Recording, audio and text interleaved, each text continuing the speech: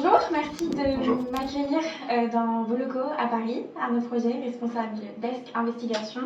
Je suis très contente d'être là parce qu'on voulait parler d'un sujet très important, la campagne de désinformation et de dénigrement par Monsieur Vincent Bolloré au travers de l'agence de communication Progressive Média. Donc on va parler de ça aujourd'hui. Ouais, c'est un sujet important. Je pense d'ailleurs qu'on a sans doute du mal encore à expliquer pourquoi c'est important, pourquoi l'honnêteté et l'intégrité de l'information c'est un enjeu fondamental, quoi que puissent penser les uns ou les autres. Et je pense qu'il y a un devoir de pédagogie aussi des médias d'expliquer et de faire prendre conscience au public que c'est leur information, c'est leur droit à être informé qui est en jeu en fait, derrière ces pratiques qui sont manipulatoires. Donc on va revenir sur les faits. Donc en juillet dernier, vous dévoilez dans une vidéo cette campagne orchestrée par le groupe de médias Vivendi, contrôlé par Vincent Bolloré. Donc c'est en fait, on a ce typo squatting, on va expliquer ce que c'est. Vous avez découvert une fausse page RSF créée pour diffuser du contenu de désinformation, pour dénigrer RSF et promouvoir à la fois les chaînes de Vincent Bolloré, dont CNews. Donc on revient sur les faits. C'est ça, tout commence par la découverte de ce faux site. Un soir, j'allais prendre le métro, notre directrice éditoriale vérifie en fait si un communiqué de RSF est bien en ligne, et en fait, au lieu de tomber sur le site de RSF, elle tombe assez rapidement par une simple recherche Google sur ce faux site. Donc on est un peu abasourdi, on est un peu étonné.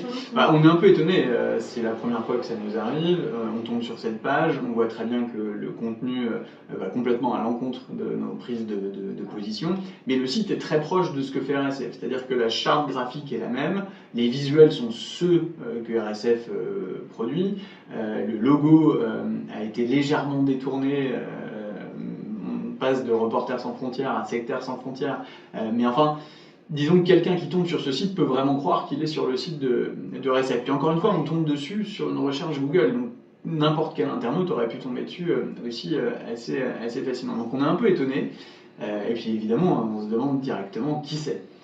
Ça, c'est la première question qui nous anime. Alors, on se rend compte que le site n'a pas circulé, on commence à chercher pour savoir s'il y a beaucoup de gens qui se sont connectés sur ce site, etc. On voit qu'il n'a pas trop circulé sur les réseaux sociaux. On pense que l'audience n'est pas très élevée, mais quand même, on est interrogé et on s'interroge et ça surprend et on a envie de savoir qui c'est. Donc en fait, au début, on commence comme ça. On cherche à savoir qui c'est. C'est comme ça que l'enquête commence. Ok, et c'était quoi votre réaction quand vous vous rendez compte qu'en fait c'est plein cœur de Paris? Pris du temps. D'abord, il a fallu faire l'enquête. Au début, on le fait un petit peu, je dirais presque pour s'amuser, pour savoir qui y a derrière, parce qu'on voit très bien que c'est pas non plus,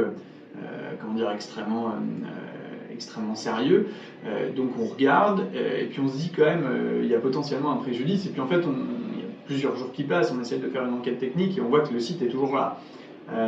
Donc on se dit, bon, il faut quand même qu'on trouve.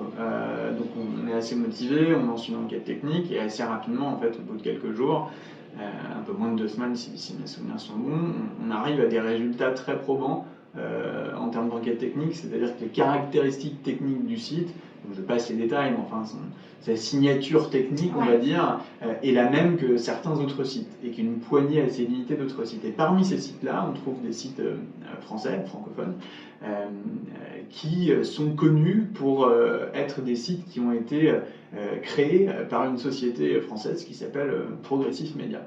Et donc là, on se dit, bon, est-ce que c'est cette société-là qui est à l'origine? Donc on poursuit l'enquête.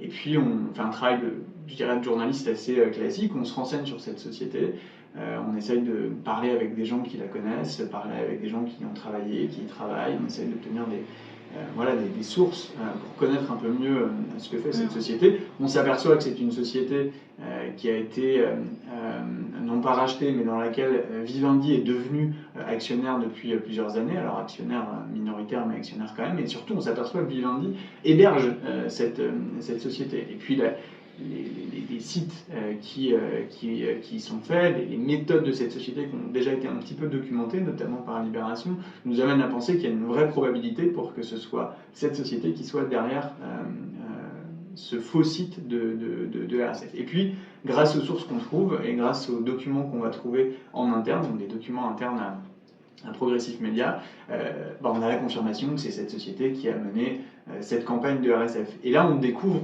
en fait plein d'autres choses, c'est-à-dire qu'on pensait qu'il n'y avait que ce site, mais il y a plein d'autres choses qui se sont passées. D'abord, il n'y a que ce site qui a été mis en ligne, mais il y a 4 autres sites avec des fausses URL pareils qui reprennent la dénomination de RSF d'une manière ou sous une autre. On enlève un S, on prend un S, donc c'est ça le typo squatting, c'est en fait prendre un nom de site qui est très proche du nom du site d'origine pour ensuite induire les internautes en erreur. Évidemment, exactement, puisque les gens qui tombent sur ce site pourraient croire qu'ils sont sur le site de Reporters sans frontières. Donc il y a un seul de tous ces sites qui ont été déposés, de toutes ces URL qui ont été déposées, qui est effectivement mis en ligne, celui sur lequel on est tombé, mais potentiellement il y en a plusieurs autres qui pourraient être utilisés un jour pour mener une campagne contre RSF. Donc il y a quand même une préparation d'attaque future sur RSF. Donc on découvre ça. On va découvrir aussi que cette campagne, elle a connu d'autres volets en matière de communication. Donc il y a l'histoire du faux site, mais il y a aussi des groupes qui sont animés par cette société, Progressif Média, qui se présentent comme des groupes citoyens, mais qui sont en fait des groupes qui sont animés par cette société de communication qui fait en réalité de l'influence. Et donc on va trouver comme ça des tweets tout préparés contre RSF, on va trouver la stratégie qui vise à justement faire en sorte que ces tweets tout préparés contre RSF soient repris au sein de ces groupes, soient envoyés aussi via une base de données qui est la leur et qui revendique 16 000 personnes à des gens qui vont être amenés à retweeter ces tweets contre RSF. Il y a une page internet de bataille qui est créée contre RSF sur l'un des sites gérés par l'agence. Et puis on va découvrir que en fait, l'agence, via certaines de ses initiatives pseudo-citoyennes, prend aussi la défense de ces news, mais de manière masquée, en faisant croire que c'est une initiative citoyenne, fait des signalements à l'Arcom aussi, aux régulateurs, contre les médias concurrents de Vivendi. Et donc en fait, il y a toute une campagne à la fois de dénigrement, de malinformation, de mésinformation et de manipulation de l'information contre RSF, mais aussi une campagne qui est profondément manipulatoire en soutien aux médias de Vivendi. Et tout ça se fait de manière complètement masqué, et c'est ça qui est profondément manipulatoire. On peut l'expliquer, c'est arrivé juste après que le Conseil d'État, suite à une requête de RSF, ait demandé à l'Arcom de faire respecter le pluralisme et l'indépendance de CNews. Oui, le contexte n'est pas du tout anodin, ça fait très longtemps que RSF est engagé dans un combat, non pas contre Vincent Bolloré, mais contre les pratiques qu'il a d'alignement des médias qu'il possède sur ses intérêts, de mise à mal de l'indépendance et du pluralisme de l'information. Donc ça fait longtemps qu'RSF est engagé pour la protection de ces valeurs-là, qui sont foulées aux pieds par Vincent Bolloré et son groupe. Donc ça avait commencé dès 2016, dès la reprise en main d'ITélé, suite au mouvement de grève qui avait eu lieu, suite aux atteintes à l'indépendance qui avaient eu lieu dans cette rédaction. Ça s'est poursuivi après. On avait produit un documentaire qui s'appelle Système B en 2021, qui dressait, je dirais, un portrait assez exhaustif, justement, de toutes ces... non pas de Vincent Bolloré lui-même d'ailleurs, mais plutôt des pratiques et des méthodes qu'il utilise dans les médias dont il a fait la conquête. Et les journalistes racontaient très bien comment se mettait en place cette mécanique d'emprise et de mise au pas de l'information. Information d'ailleurs qui a de moins en moins de place sur les antennes de son groupe. Et donc, nous, on a mené ce combat-là depuis longtemps, et il y a un moment où on a dit les choses vont trop loin, l'indépendance et le pluralisme sont menacés en France, il faut que l'Arcom, qui est le régulateur des médias audiovisuels, fasse son travail et fasse respecter ces valeurs cardinales de l'information et du débat public. Et donc on saisit l'Arcom, et en fait l'Arcom ne bouge pas. L'Arcom a une vision un peu, à ce moment-là, assez libérale de ce que doit être son interventionnisme.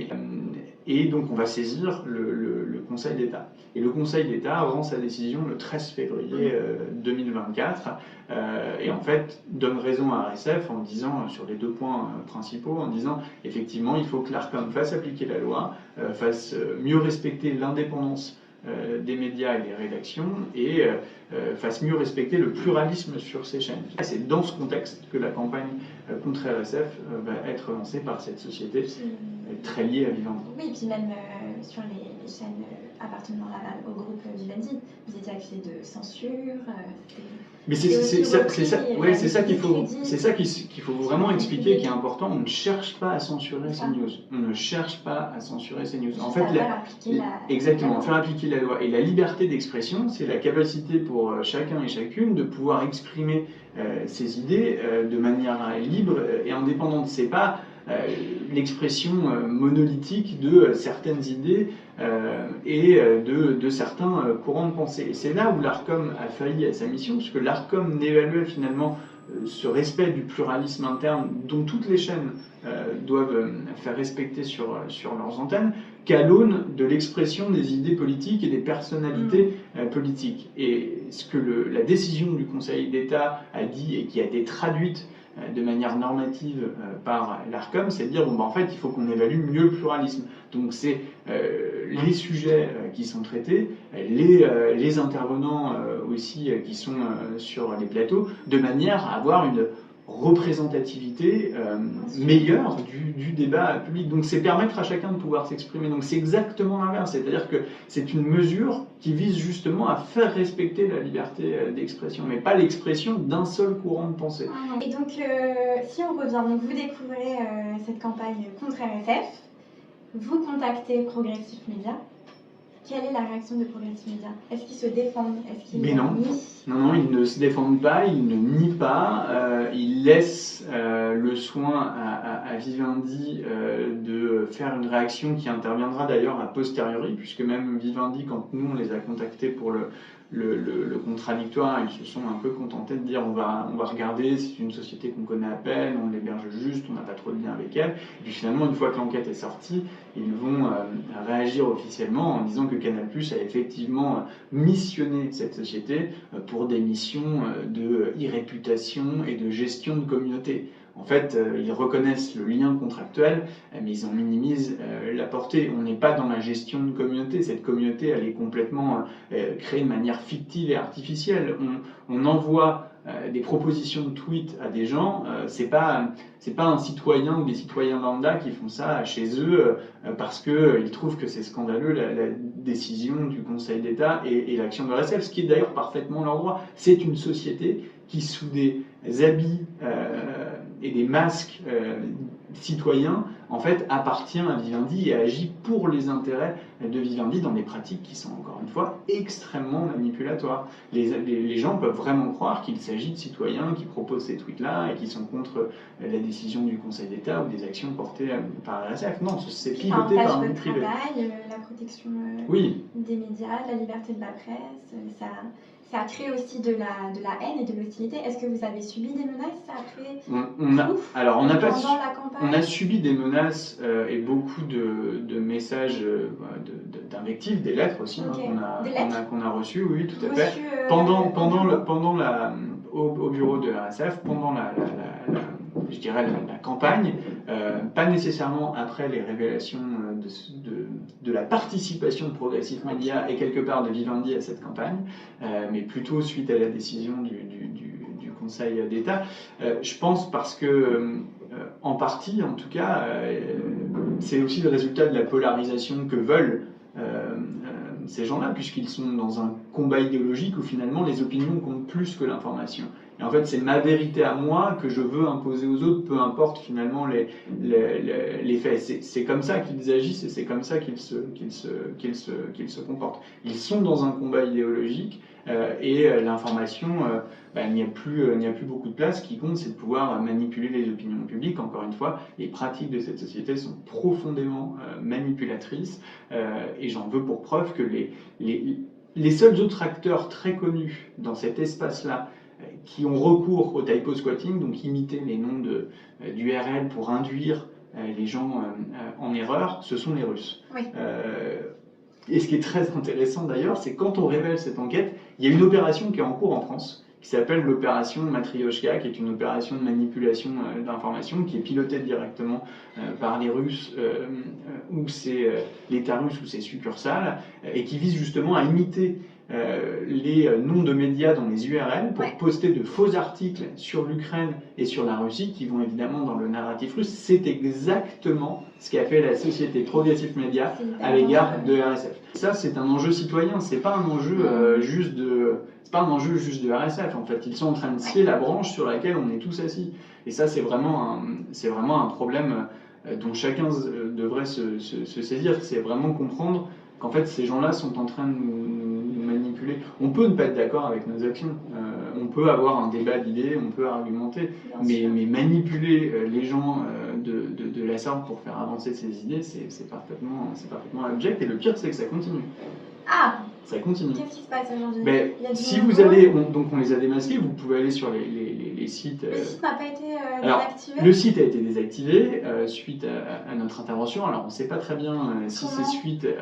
Il y a un peu un mystère qui entoure ça. On ne sait pas très bien si c'est suite aux saisines officielles qu'on a faites auprès des acteurs concernés ou si c'est eux-mêmes qui ont décidé de. Voyons sans doute le risque légal, on a porté plainte, il faut le savoir. On a porté plainte pour usurpation d'identité et pratiques commerciales trompeuses. Alors est-ce que c'est un. Contre Progressif. Alors on a porté plainte en apportant les éléments qui sont les nôtres et qui indiquent que la société Progressive Media en est à l'origine. Ce sera à la justice de déterminer l'ensemble des responsabilités. Que savait Canal+ de sa mission, quel reporting en avait-il reçu, quel est le rôle je dirais des différents acteurs. Ça reste complètement à déterminer. Les documents internes sur lesquels nous sommes tombés s'intitulent Reporting Vivendi. Donc il y a un décalage entre ce qui est censé avoir été rapporté à l'actionnaire et la communication officielle de cet actionnaire qui dit on a juste missionné une de nos antennes, Canal+ a juste missionné cette société pour de la gestion de communauté et des missions de réputation. Ce sera à la justice et juste par curiosité, vous avez eu des échos de réactions de M. Vincent Bolloré ou pas du tout? Non, mais en général, Vincent Bolloré se distance de ces affaires-là. Il prend la parole publiquement là-dessus de manière très, très, très restreinte en général. Il suffit d'écouter les auditions qu'il a passées devant la commission parlementaire TNT.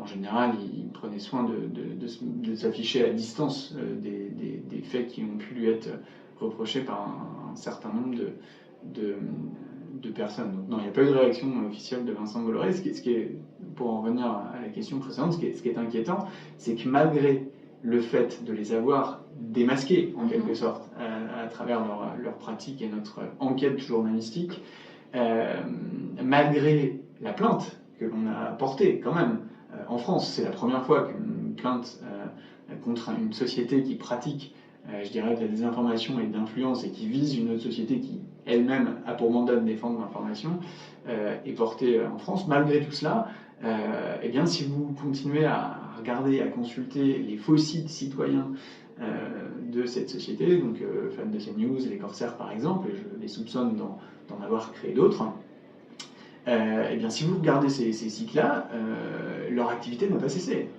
Elle a connu un petit ralentissement, puisque je pense que là, ils ont attendu de savoir ce qu'ils pouvaient faire, à mon avis, auprès de leurs actionnaires, de savoir ce qu'il était possible de faire et de continuer à le faire. Donc il y a eu un petit ralentissement cet été. Mais ça a repris de plus belle. Les Corsaires dressent des portraits au vitriol de journalistes qu'ils estiment de gauche, ont continué pendant un certain temps à inviter leur communauté à faire des signalements à l'Arcom des chaînes concurrentes de celles du groupe Vivendi. Pendant un temps, ils le faisaient eux-mêmes, c'est-à-dire qu'on avait donc une société de communication qui faisait des signalements à l'Arcom des médias concurrents de la société mère pour laquelle elle travaillait. Ce qui est absolument hallucinant. Enfin, on est vraiment dans un monde où là, tous les coups semblent permis. De la même manière, si on avait découvert ce genre de pratique faite par un autre acteur, quel qu'il soit, dans le paysage médiatique français, y compris les médias publics, on l'aurait dénoncé avec la même ferveur et la même rigueur. ce sont des pratiques qui manipulent l'information. Nous, notre rôle, c'est de protéger l'intégrité de l'information et l'honnêteté de l'information pour les citoyens et les citoyennes. Que dirait monsieur Émile Duport, qui est donc le dirigeant de cette société-là, si demain, moi, ou RSF, ou quiconque, venait à créer un site, emilduport.com, qui imiterait un site qui serait le sien, en disant et en racontant n'importe quoi sur lui. Enfin, on voit bien qu'on peut pas, c'est injustifiable de faire ça. On va tenter de le faire condamner légalement, mais si on se place juste sur un plan plus, je dirais, plus moral ou plus éthique, on ne peut pas justifier ce genre de pratique. C'est injustifiable d'avoir recours à ça. Et c'est très vicieux. C'est très vicieux. Si on n'est pas informé du phénomène, ou qu'on n'est pas assez attentif, on peut réellement croire que c'est du contenu de RSF. Ouais. Et c'est pour ça qu'il faut qu'on continue à l'expliquer, il faut qu'on continue à faire valoir que c'est important, faut lutter contre ces pratiques-là, il faut tenter de faire condamner les gens qui ont recours à ça, qu'ils soient des trolls du Kremlin ou des sociétés d'influence basées à quelques stations de métro de RSF. C'est la même logique qui met à mal le débat public, parce qu'il s'effectue encore une fois de manière non honnête, de manière à tromper, à inciter les gens à penser des choses en ayant recours à des pratiques manipulatoires. Et c'est ça qui est fondamentalement